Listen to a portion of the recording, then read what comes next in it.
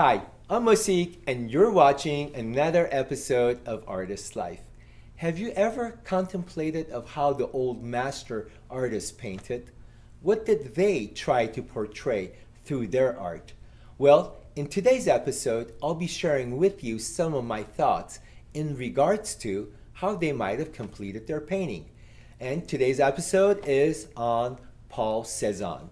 So if you're ready, let's start.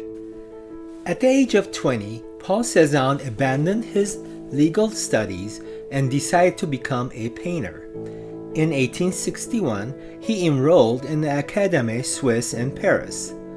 In preparation of his entrance exam at the École des Beaux-Arts. A year later, Cezanne returned home to resume his law studies. Cezanne developed friendships with the several Impressionist painters, resulting in his participating in the first and third Impressionist group exhibitions in 1874 and 1877. In 1874, Cezanne left Paris with his companion and their son and moved to Eves. There, he received encouragement from Camille Pissarro, who persuaded him to paint directly from nature, resulting in the elimination of some of the darker colors from his palette. For Cezanne, drawing and color were inseparable. He sometimes downplayed the Impressionist concern with momentary effects of color and light in favor of more structured composition and color harmonies. Cezanne's interpretation of the landscape was constantly evolving, and while he remained interested in recording its constant flux, he also wanted to show something of its permanence, or what he called the eternal realm of nature. Alright, so we're in my painting space, and I'd like to share with you some of my thoughts of how Cezanne might have painted. Now please keep in mind that these are my thoughts, and this is what I think Cezanne did while he was painting. And if I wanted to reproduce a painting by Cezanne, or even if I were to do an original art piece in the style of Cezanne, these are the steps that I would be following. Alright, let's talk about his style. Let's start. I want to start off by referencing his brushstrokes, which are very interesting. For example, the work on the right, which is the still life with apples. If you notice, these are all parallel brushstrokes. When you're applying your brushstrokes, you're actually going in the same direction. All the brushstrokes are related to one another, as you could see.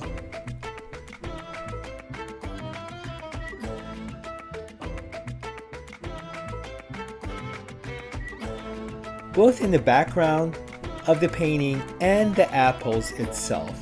These are all parallel and direct brushstrokes.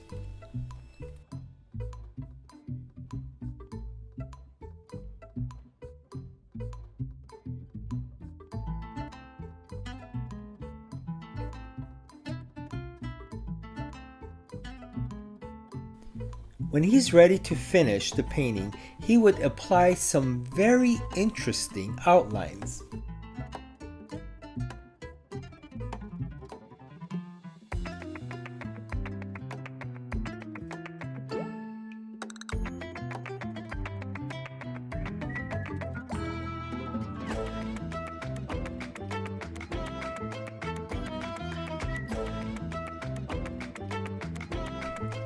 Now, also talking about the colors, it's the same as the brushstrokes, similar colors throughout the painting.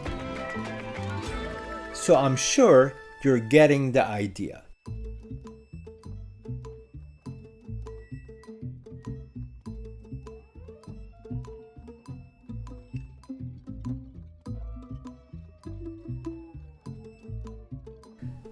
So with this painting, you'll see that I've already placed these marks Again, like the other painting that we were talking about a second ago,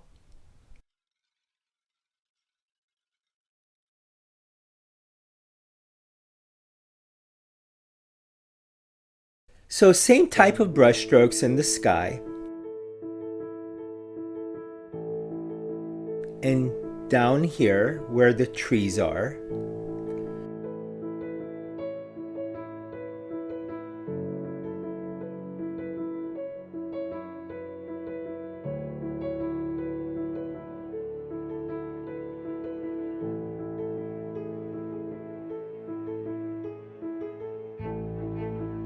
Also, when you look carefully, you'll see outlines here by the trees.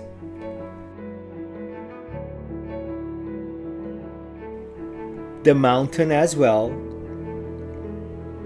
So as far as how he paints, this is one of the techniques he uses. I don't know if you realized, but he doesn't use a lot of paint, like Monet or the other Impressionists.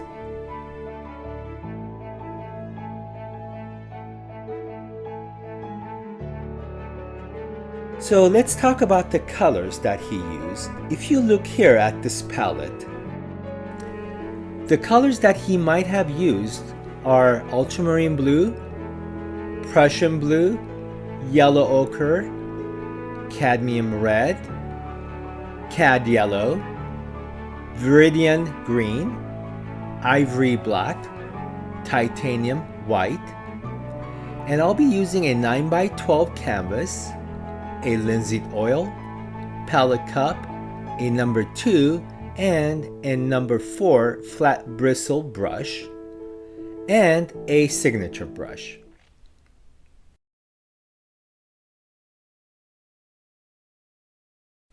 I used acrylic yellow and orange to tint my canvas. It'll be easier later to paint if you have your canvas tinted.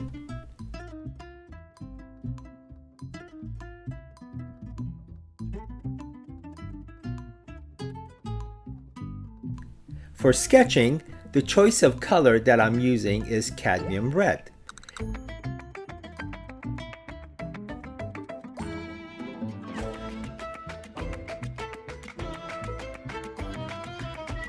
I want to start the sketch a little bit off-centered, as you could see, because of the avocado that's on the right side of the setup.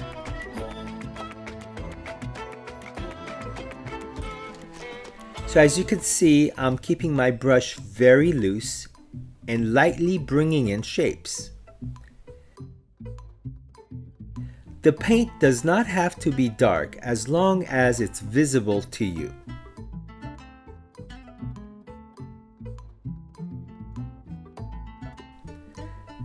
So the plate starts from here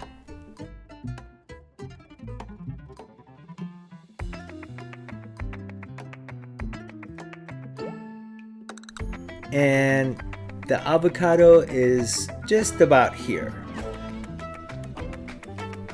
Once I have the basic shapes of my still life drawn out on my canvas, what I'm going to do next is to define some of my shapes by using darker colors.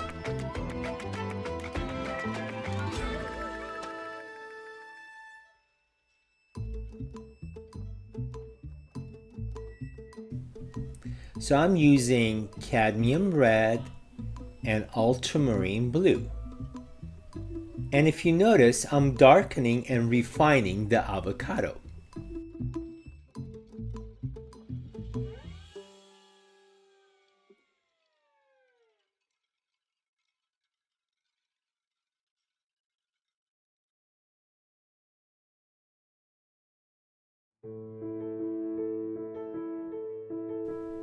So as you could see, I don't think this step is really that hard. So first tint and then simply sketch out what's in front of you.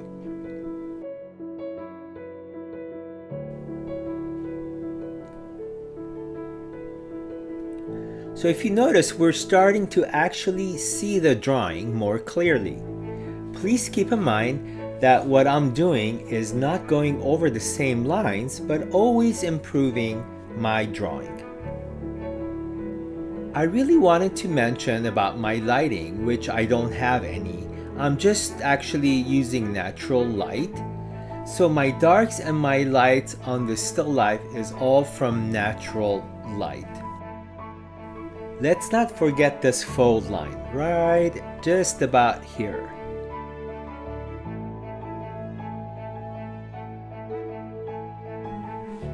Okay, I think I'm actually ready to start painting the still life.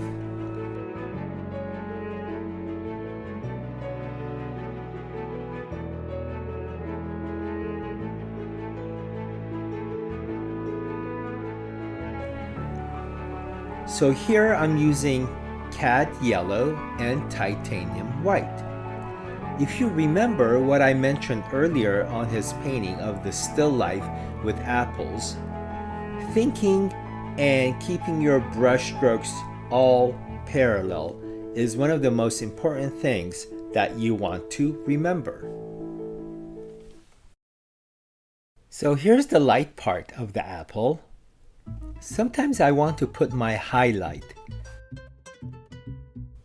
Please keep in mind it's really not about painting what I see, but to paint and see through the eyes of Cezanne.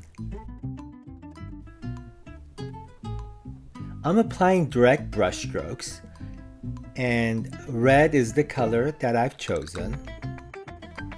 Just going in one direction, as you can see.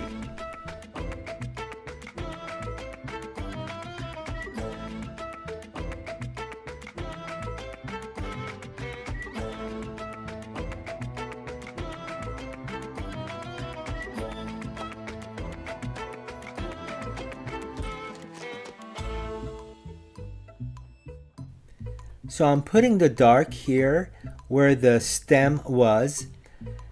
This is to help me with my form and also to give me depth. So again, I'm changing some of the tones to the way I like it to be, rather than how it actually is.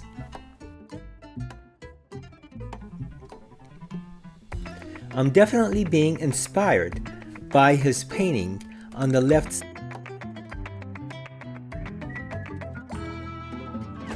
So I'm applying more brush strokes with this red.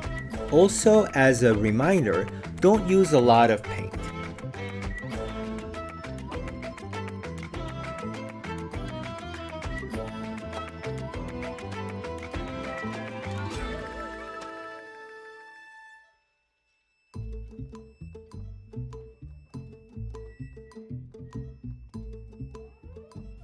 So right here is the highlight, and you're always keeping your attention on the drawing. Make sure you are not losing it.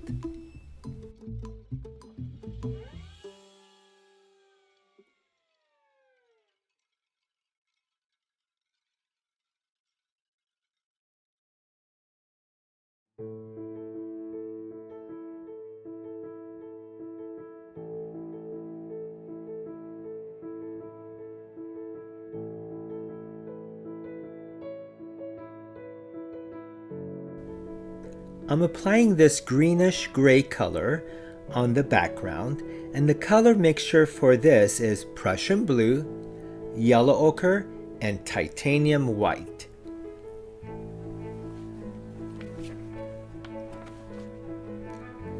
I hope you're noticing that I have 3 different cloths laid out in the background. Now this is to only influence me and inspire me to use some of these colors.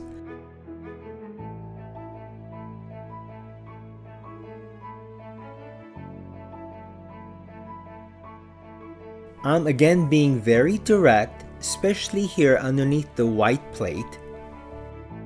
Make sure you don't cover up the yellow background. With Cezanne's technique, you need the background to show through. I've heard some artists call this method breathing. Here I'm using lighter gray for the foreground. So all I have to do is add a little bit of white to the color that I'm using for the background. So it's really not that hard. Let's talk about what we've done so far. Number 1, we've tinted the background. Number 2, sketched the still life. Number 3, blocked in the colors.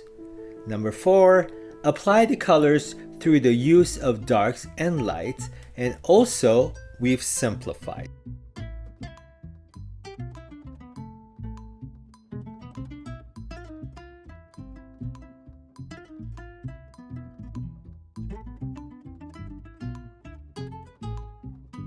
So now I'm working on putting in my shadow.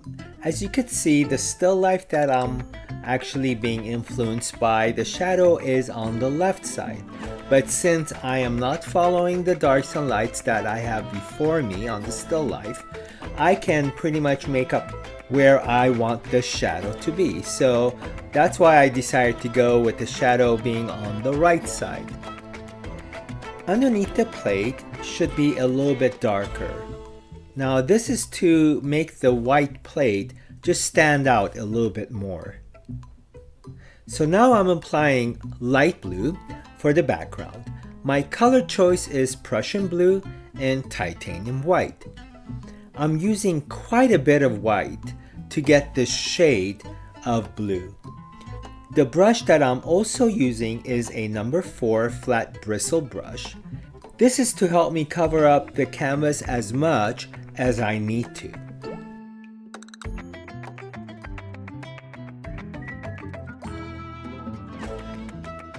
Now I've added a little bit of cadmium yellow with the blue that I have already made. Also, I should have mentioned this earlier, that the background is dry. So the colors that I'm applying remains more vibrant and not desaturated.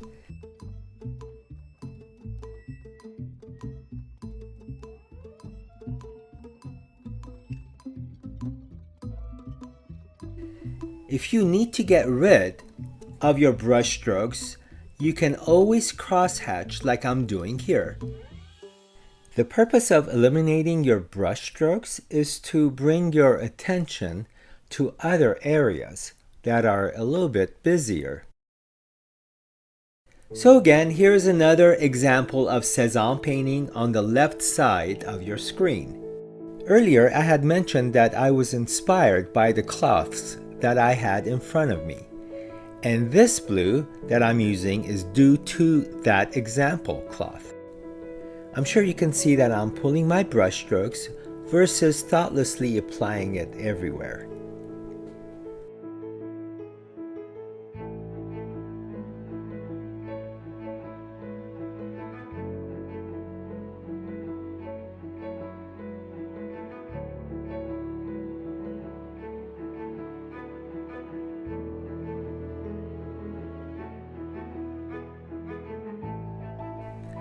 Again, I'm cross-hatching.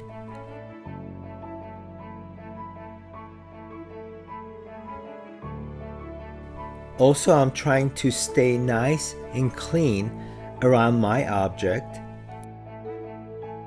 Hate to muddy up things. We want this persimmon to stand out. I do admit that I'm pressing a little bit harder against my canvas.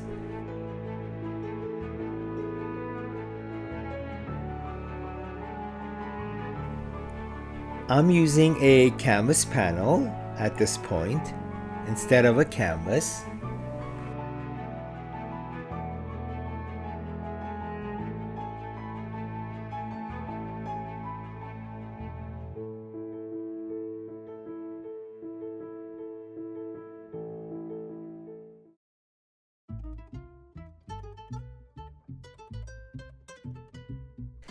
Notice now that I'm overlaying this area with a grayish color.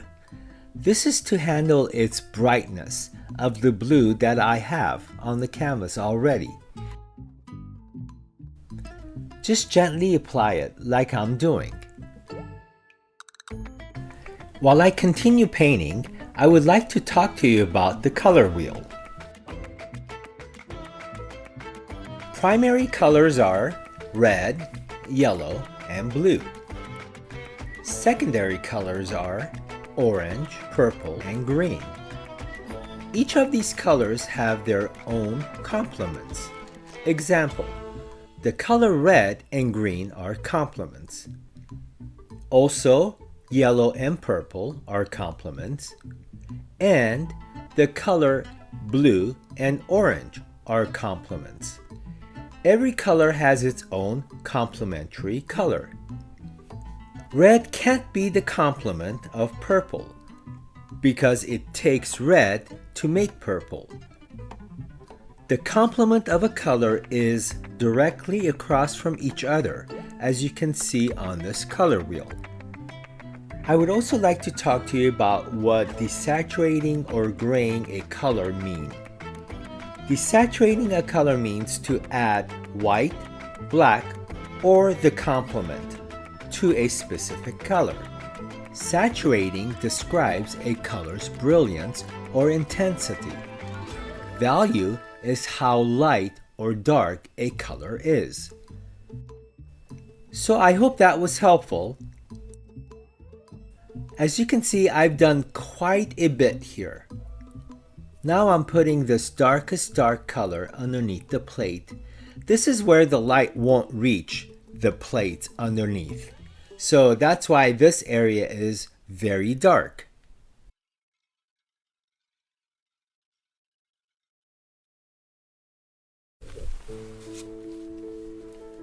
So now I'm working on the persimmon. I've actually changed the brush strokes here. I'm applying a impressionistic brush stroke versus a Cezanne, so you can see the difference. Please allow me to do this since this is a learning video.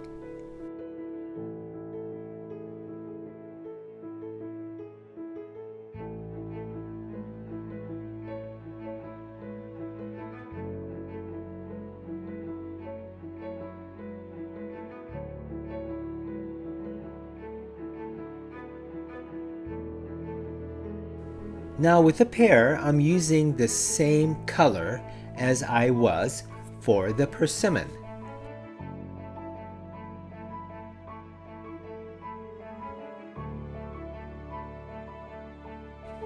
Here I'm adding a little bit of dark gray.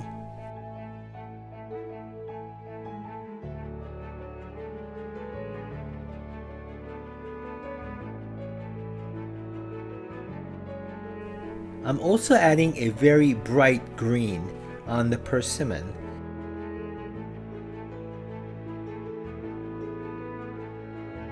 And here on the avocado as well.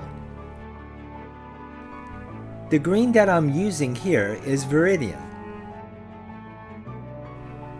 Because we were talking about desaturating a color earlier, I like to show you how you can do this with this color green.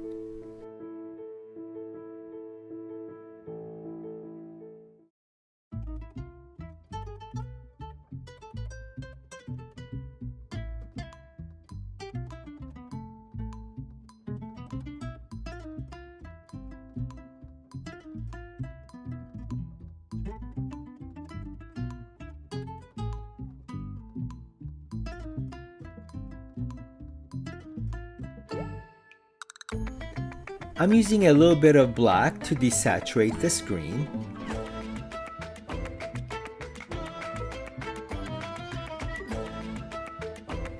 And also intensify the shadow.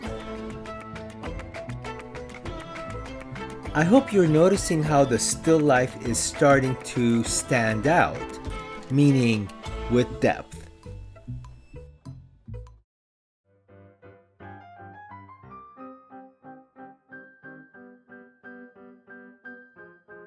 Now I'm working on the pear again. I'm trying to be more precise with my brush strokes.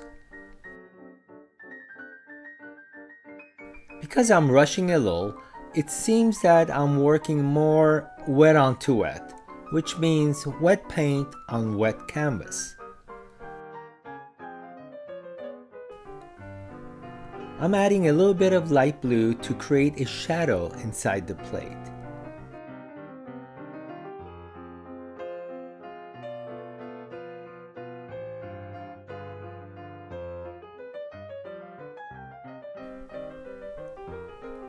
Wow, just by doing this, the plate looks 3D, doesn't it? So my finishing step with this painting is to put some dark contour lines throughout the painting. Keep your attention on the example painting on the left side of your screen.